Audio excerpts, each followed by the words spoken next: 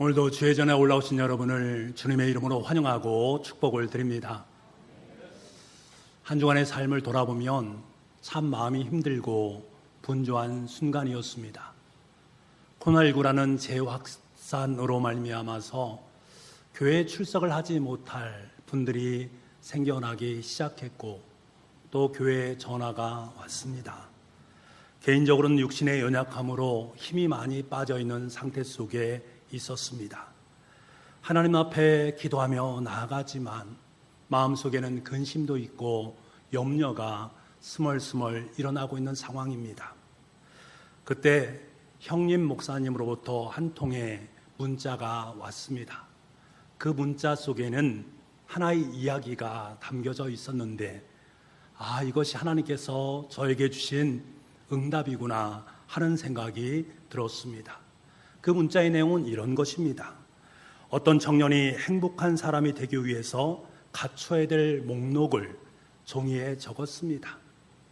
건강, 돈, 명예, 권력이란 것들을 적어서 그의 존경스러운 스승에게로 가져갔습니다. 그리고 그에게 그것을 보여주면서 이렇게 말했습니다. 선생님, 이것들을 갖추기 위해서 더욱더 노력하겠습니다. 이것들을 갖추면 행복이 찾아오겠지요? 라고 말했습니다. 선생님이 청년이 적은 목록을 유심히 바라보고서는 그 청년에게 이렇게 말합니다. 여보게, 여기 자네가 적은 것은 훌륭한 계획이고 바람이야. 그리고 일리가 있는 목록이라고 생각하네. 그런데 여기에 가장 중요한 것이 한 가지 빠져 있으니 그것이 없으면 자네가 아무리 많은 소유를 가지고 있다 할지라도 마음속에 염려도 있고 근심도 있게 될 것이네 라고 말합니다.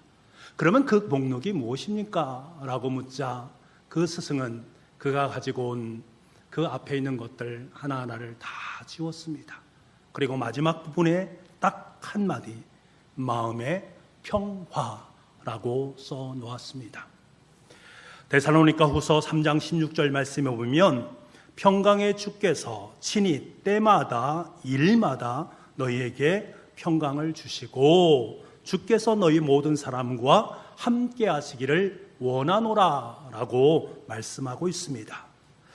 현대를 살아가는 많은 사람들 불안장애, 공황장애, 강박장애 이런 것들로 말미암아서 우울감에 젖어들어 살아가는 사람들이 많이 있습니다.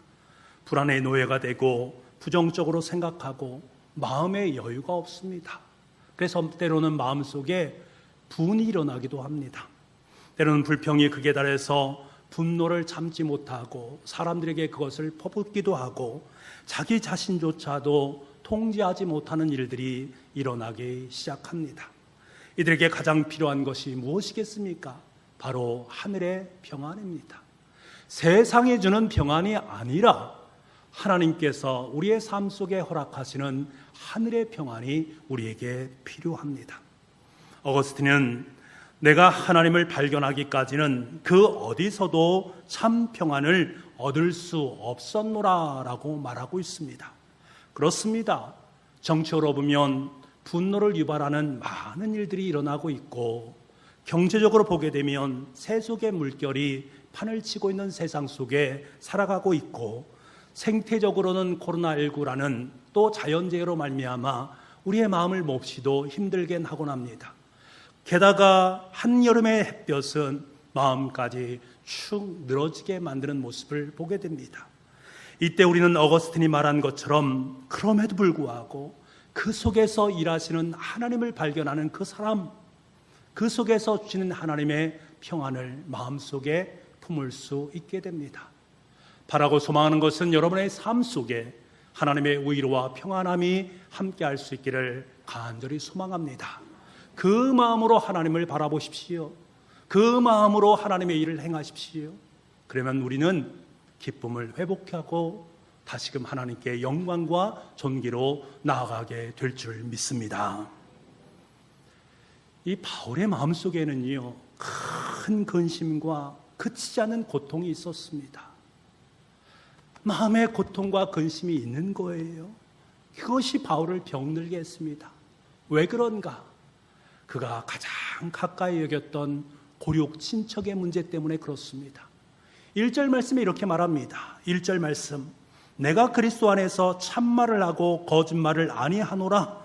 나에게 큰 근심이 있는 것과 마음에 그치지 않는 고통이 있는 것을 내 양심이 성령 안에서 나와 더불어 증언하노니.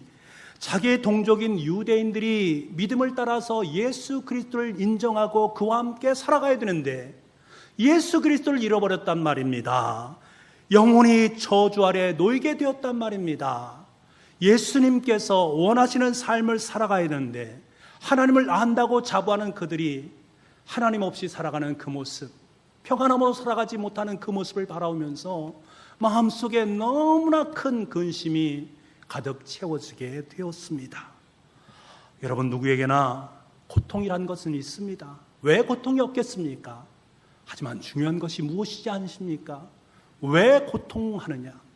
내가 무엇을 위해서 고통하느냐? 그것이 그 사람의 인격의 척도입니다. 대부분의 사람들은 자신의 출세와 명예 때문에 고통을 겪습니다. 더 많이 쌓아가기 위해서 애쓰며 수고하기 때문에 고통을 누리게 됩니다. 이러한 고통은 무슨 고통입니까? 내 자신의 만족과 유익을 위한 고통이 있기 때문에 자기 자신이 인격의 척도가 되는 것입니다. 하지만 바울의 고통은 다른 것이었습니다. 출세를 못해서, 돈을 얻지 못해서 있는 고통이 아닙니다. 자기의 동족 유대인이 예수님을 믿지 않아서 하나님의 사랑을 받지 못하니까 그것이 너무너무 안타까운 거예요. 너무너무 안타까운 근심과 큰 고통으로 그의 삶의 자리에 병까지 들게 되어집니다. 그들이 하나님을 위해 산다고 하면서도 실은 하나님을 배척하고 있는 위선적인 그 모습을 바라보면서 너무나도 고통스럽습니다. 그래서 근심과 고통의 눈물을 흘리면서 하나님 앞에 몸부림을 치고 있습니다.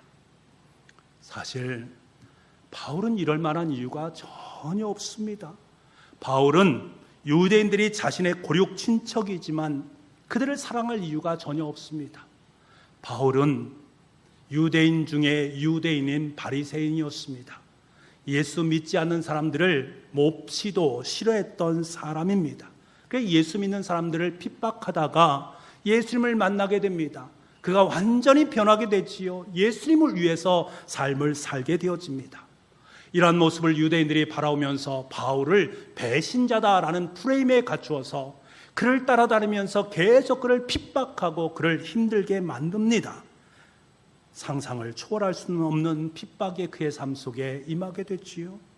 아무리 자신의 형제 자매이지만 자기를 핍박하고 자기를 죽이려고 하는 그들을 향해서 어찌 사랑을 품을 수 있겠습니까? 그래, 너희들 더 이상 만나지 않겠다, 저주를 마음껏 퍼부으면서 그 자리를 떠나도 됩니다만 바울은 그렇게 할 수가 없습니다. 그들을 향한 뜨거운 사랑이 있기 때문에 그렇습니다. 바울은 예수 그리스도의 십자가의 사랑을 경험했습니다.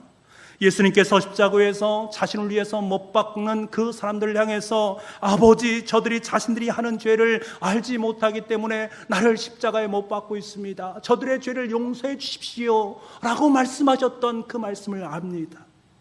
그래서 예수님의 제자 베드로도 바울도 자기를 죽이려고 달려드는 유대인들을 향해서 하나님, 저들이 예수님을 몰라서 그랬습니다.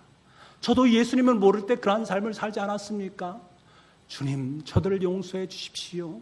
만약에 저들이 구원받을 수 있다면 저를 다 버려도 좋습니다. 제발 저들만 구원해 주십시오. 몸부림치면서 기도하고 있습니다. 사실 이스라엘은 일찍부터 하느님으로부터 엄청난 특권을 받은 사람입니다. 그들은 장자의 특권을 받지 않았습니까? 장자의 특권을 받고 하나님의 사랑을 마음껏 받았던 사람입니다. 하나님의 영광을 체험했습니다. 하나님의 약속을 받은 백성입니다. 그 약속이 어떤 약속입니까? 약속의 절정은 예수 그리스도 메시아 그분을 통해서, 그분이 바로 우리의 족속을 통해서 우리에게 임한다라는 강한 약속이었습니다. 얼마나 위대한 특권인가, 얼마나 감사해야 될 일인가. 그런데 여기에 문제가 있습니다. 이들은 그 특권을 감사로 받아들이지 못했습니다. 당연한 것으로 여겼단 말입니다. 그래서 자신들에게 찾아오는 메시아 되시는 예수님을 거부했고 급기야 예수님을 십자가에 못 박아서 죽게 만들었습니다. 하나님의 약속을 버리고 하나님을 떠나는 멸망의 자식들이 되었단 말입니다. 얼마나 큰 비극입니까? 이스라엘 백성들의 착각 하나가 있습니다. 자신들은 아브라함의 혈통에서 났기 때문에 당연히 하나님의 자녀가 되었다라는 것입니다. 아브라함의 혈통에서 나지 않은 사람은 절대로 하나님의 자녀가 될 수 없다. 아브라함의 호순만이 하나님의 아들이다라는 그러한 착각에 빠져 있단 말입니다. 이 착각 때문에 예수님을 믿는 다른 사람들을 멸시하고 박해했던 것입니다. 사실 바울도 초기에는 이런 생각을 하지 않았습니까? 하나님 없이 하나님을 위해서 산 사람입니다. 하나님을 위해서 산 사람이라고 생각했는데 정작 그의 삶 속에 하나님이 없는 거예요. 이것이 얼마나 큰 비극이겠습니까? 그것을 예수님을 만나고 난 다음에 깨달았습니다. 야, 내가 지금까지 정말로 어리석은 삶을 살았구나 라는 것을 인식하게 됩니다. 그래서 바울은 유대인들을 찾아다니면서 예수님의 십자가를 전하기 시작합니다. 유대인들의 영혼을 위해서 간절하게 십자가의 복음을 전하게 됩니다. 그들이 그 말을 들었으면 얼마나 좋겠습니까? 그 말을 듣지 않습니다. 도리어 바울을 핍박하고 죽이려고 합니다. 이것이 바로 바울의 고통이요 바울의 괴로움입니다. 그래서 고통 가운데 몸부림칠 수밖에 없는 것입니다. 영혼을 향한 고통, 그 고통이 몸부림과 눈물로 승화되게 되어진 것이지요. 여러분에게는 이러한 영혼을 향한 고통이 있습니까? 우린 먼저 내 가족들이 예수님을 잘 믿고 있는지를 관심 어린 눈으로 바라보아야만 합니다. 바울이 자신의 가족과 같았던 나의 형제 곧 고륙의 친척인 유대인들을 위해서 몸부림치고 있듯이 우리도 내 사랑하는 가족들이 예수 그리스도 안에 머물고 있는지 몸부림치면서 그들을 위해서 기도해야만 합니다. 여러분, 가정의 행복이 무엇입니까?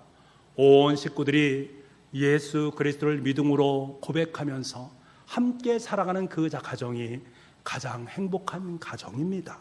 내 아들, 내 아내, 내 남편이 예수를 잘 믿을 수 있다면 그 어떤 것이라도 나는 희생할 수 있다라는 마음을 품고 있는 그 사람이 진짜입니다. 그 가정이 진짜 가정이고 그 가정이 믿음의 가정이요 행복한 가정입니다. 자녀가 잘못된 길로 가면 부모는 내가 죽더라도 내 자녀들이 바로 설 수만 있다면 여한이 없겠다라고 고백하는 것입니다. 나의 형제 고륙의 친척이 예수님을 믿지 않는 것이 가장 큰 고통이기 때문에 그렇습니다. 그래서 그들을 위해서 눈물을 흘리면서 하나님께 구할 수밖에 없는 것이지요. 바울의 고백을 보면 그가 얼마나 자신을 못 살게 구는, 자신을 죽이려고 하고 있는 유대인들을 사랑하는지를 우리는 알 수가 있습니다. 그 사랑의 마음을 느낄 수가 있습니다. 우리 3절 말씀을 함께 보기를 원합니다. 3절입니다. 시작. 나의 형제 곧 고륙의 친척을 위하여 내 자신이 저주를 받아 그리스도에게서 끊어질지라도 원하는 바로라. 아멘. 헬라어로 저주 아네바마라는 말입니다. 이 저주라는 말, 아나데마라는 말은 지옥의 형벌이란 말입니다. 하나님 앞에 자신의 목숨을 내어놓는다는 의미를 갖는 말입니다. 하나님 아버지, 내가 저주를 받아서 죽어도 좋습니다. 지옥에 가도 좋습니다. 제발 하나님 내 형제 고륙 친척만 살려주십시오. 지금 그러한 고백을 하는 것입니다. 유진 피터슨의 메시지 성경을 보게 되면 이 본문을 이렇게 해석했습니다. 내가 메시아께 저주를 받더라도 그들이 그분께 복을 받을 수 있는 길이 있다면 나는 조금도 주저하지 않고 그렇게 하겠습니다. 내 목숨 내놓겠습니다 라는 말입니다. 사도 바울이 이렇게 기도했습니다. 타인을 위해 생명을 내어놓으면서까지 그들의 영혼을 위해서 고통치며 몸부림치고 있는 그것이 다 느껴지지 않습니까? 성경을 보면 바울만 이러한 기도를 한 사람이 아닙니다. 모세도 이런 기도를 한 적이 있습니다.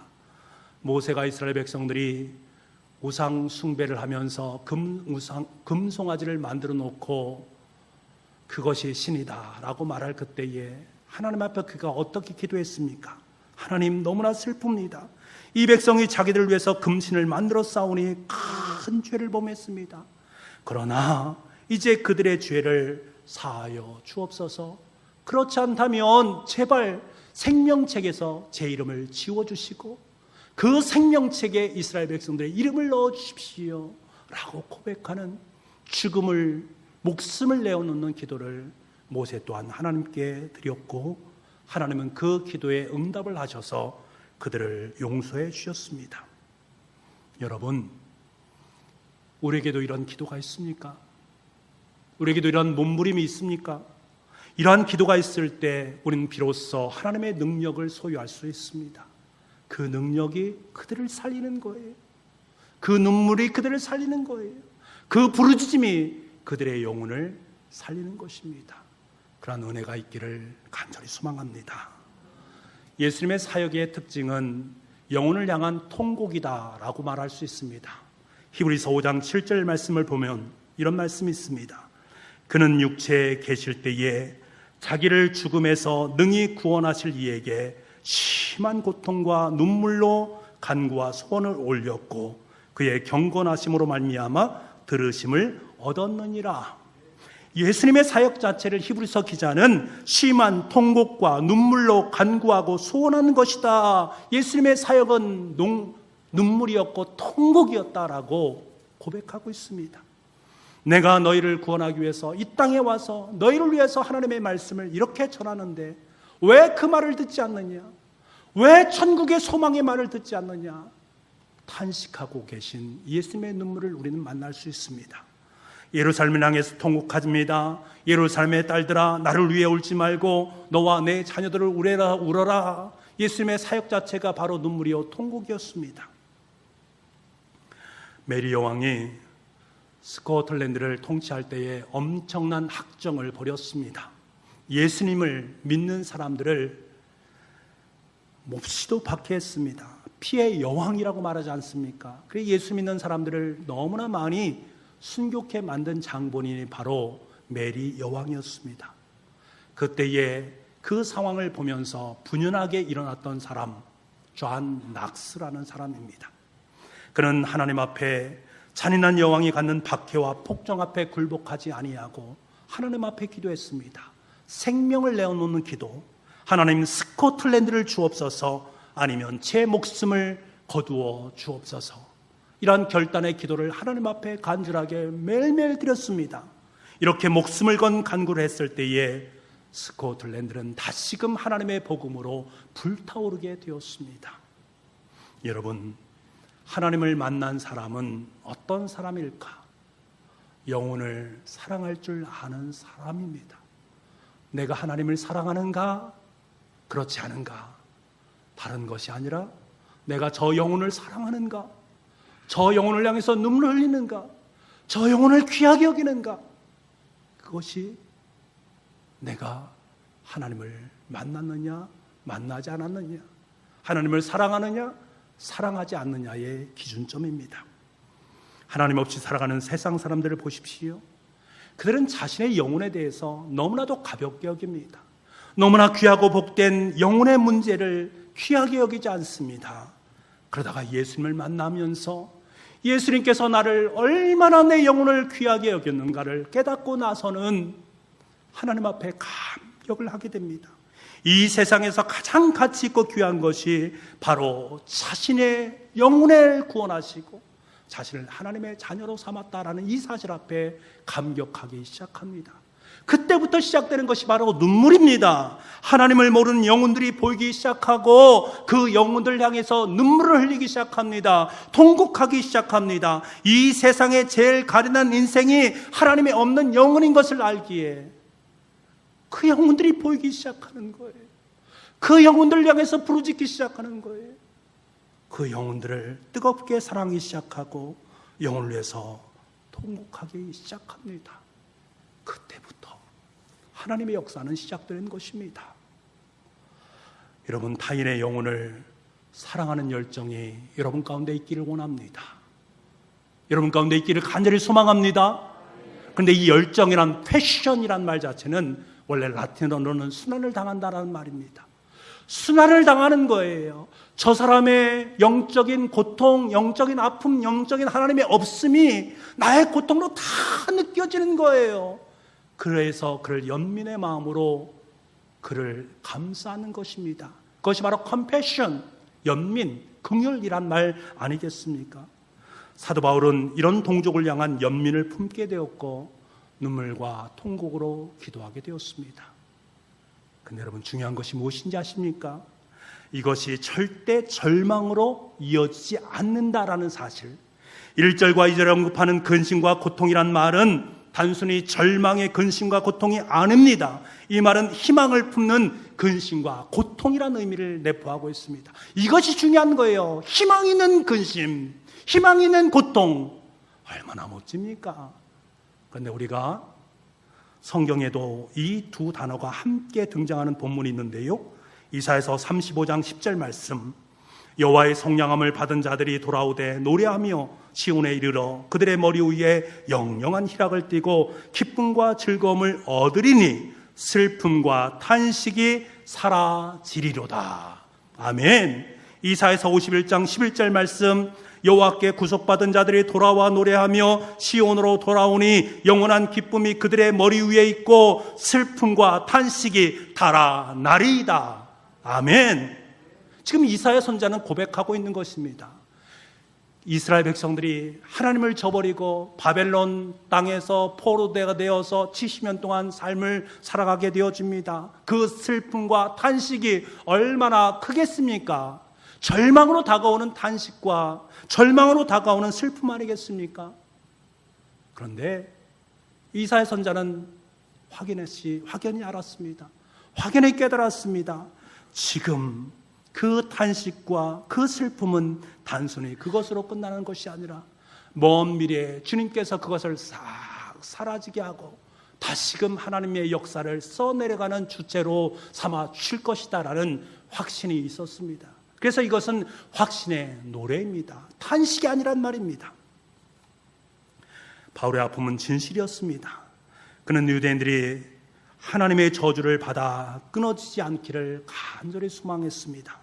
아무리 그들이 자신을 죽음으로 몰아간다 할지라도 그는 동족의 영혼을 사랑하는 마음을 마음속에 품고 있었습니다. 그래서 바울은 근심과 고통 중에도 하나님께서 반드시 그들을 회복시켜 주실 것이다 라는 확신이 있었습니다. 그 확신이 어디로부터 비롯됩니까? 하나님을 향한 확신입니다. 왜? 하나님은 신실하신 분이기 때문에, 약속을 지키시는 하나님이시기 때문에. 그것이 어디를? 5장 후반절에 나와 있습니다. 그는 만물 위에 계셔서 세세의 찬양을 받으실 하나님이시니라. 아멘. 아멘. 이것이 중요합니다. 여러분, 신앙이라는 것은 영원한 현재입니다. 과거에 여러분이 주님을 위해서 어떻게 살았는지, 내가 과거에 어떻게 교회를 섬기고 봉사했는지, 얼마나 내 자녀와 타인을 위해서 영혼의 눈물을 흘렸는지, 이것이 중요한 것이 아닙니다. 지금이 중요합니다. 오늘 믿음이 있어야 됩니다. 오늘 눈물과 탄식이 내 삶의 자리 속에 떨어져야만 합니다. 어떤 분들은 자신의 믿음의 선친들의 신앙에 대해서 자랑하시는 분들이 있습니다. 굉장히 귀한 것들입니다만 분명한 것은 조상의 신앙이 여러분의 신앙을 전수해 준 것이지만 지금 현재 여러분의 신앙을 만든 것은 아니다라는 것입니다. 조상들의 그 눈물이 지금 여러분의 삶을 형성했을지 모르지만 지금 여러분께서 믿지 않는 자녀들을 위해서 눈물을 흘리지 못한다면, 타인을 사랑하는 영혼이 내 삶 속에 들어오지 않는다면 부모가 나에게 물려준 신앙은 그렇게 의미 없는 신앙이 되어버립니다. 여러분, 자녀가 부모의 마음을 알면 우리는 철이 들었네 라는 말을 씁니다. 아빠와 엄마의 마음을 아는 자녀들, 철이 든 자녀들 아니겠습니까? 아빠와 엄마의 마음을 알고 철이 든 자녀들은 아빠가 원하는 것, 아빠가 기뻐하는 것이 무엇인가를 잘 압니다. 마찬가지입니다. 하나님 앞에 철이 든 성도는 어떤 성도입니까? 하나님의 마음을 아는 성도입니다. 하나님의 마음이 무엇입니까? 잘 먹고 잘 사는 것입니까? 아닙니다. 하나님께서 가장 원하시고 기뻐하는 것은 죽어가는 저 영혼을 향해서 탄식하고 눈물을 흘리는 것입니다.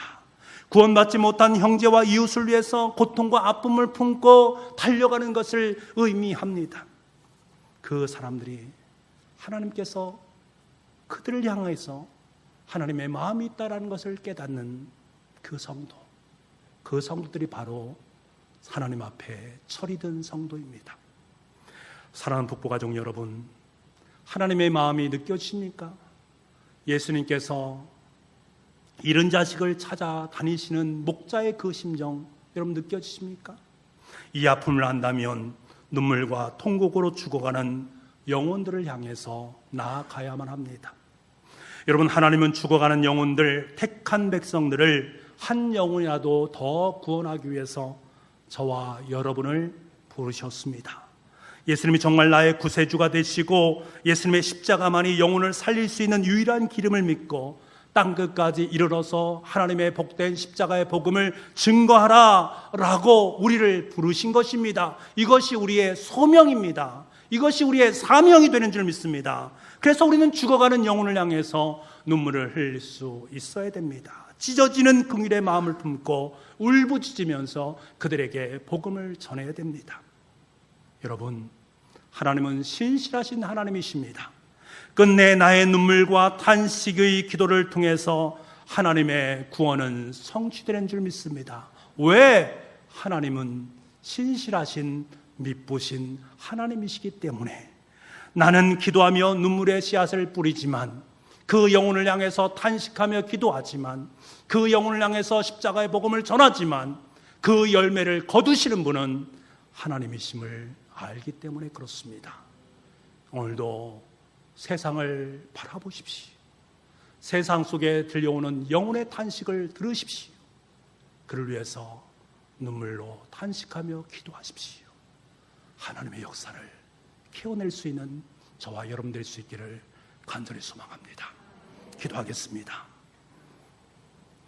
하나님, 죽어가는 영혼들이 보이기를 원합니다.